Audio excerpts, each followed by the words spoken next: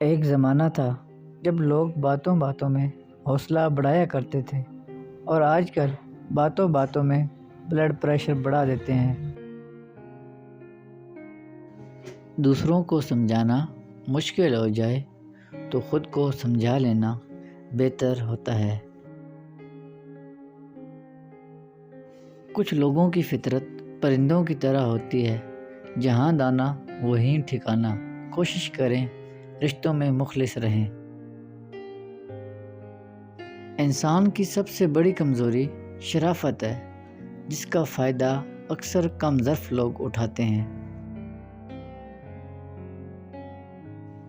زبردستی کی نزدیکیوں سے سکون کی دوریاں بہتر ہیں۔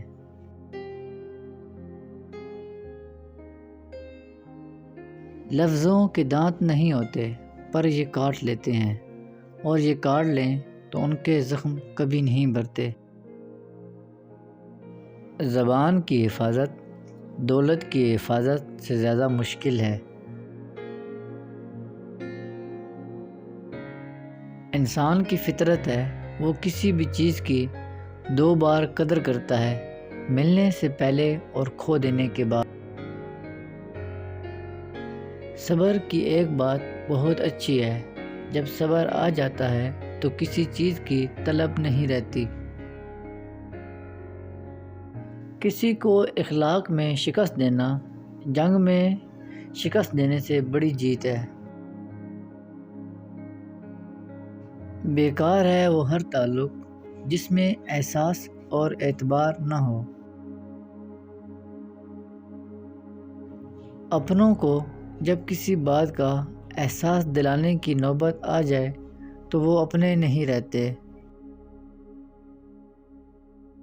جس شخص کے دل میں آپ کے جذبات اور آنسو بالکل بھی اثر نہ کریں، یقین جانیں وہ شخص کبھی آپ کے ساتھ مخلص نہیں ہو سکتا۔ اپنے دل کو اتنا مضبوط بنا لو کہ اندر کہرام بھی مچا ہو تو کسی کو خبر نہ ہو۔ ایک غلط انسان سے محبت کا تلخ تجربہ آپ کی زندگی کی ساری مٹھاس ختم کر دیتا ہے۔ منافقت کے ڈسے ہوئے لوگ پھر خلوص پر بھی یقین نہیں رکھتے۔